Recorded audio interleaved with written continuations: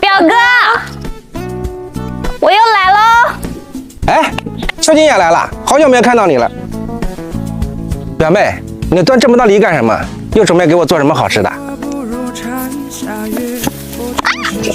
哎呀，你慢一点。吃，你就知道吃。我昨天听隔壁张大爷说他喉咙不舒服，这不想着给他带点梨过来给他熬梨汤。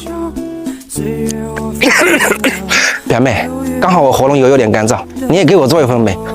表哥，你这是馋了呀？你这不是干燥吧？行，我给你做个雪梨冰粉。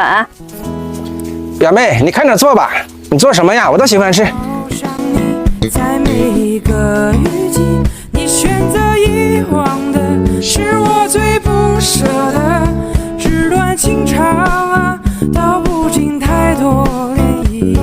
我的故事都是关于你啊。放冰箱冷藏2小时。爱上了他，并决定跟他回家，放弃了我的所有，我的一切无所谓。纸短情长啊，诉不完当时年少，我的故事还是关于你啊。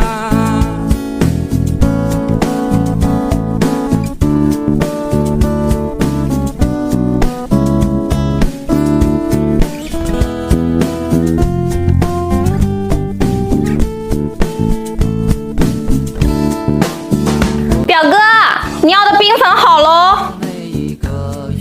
哎呀，热死你了，快给我盛盛。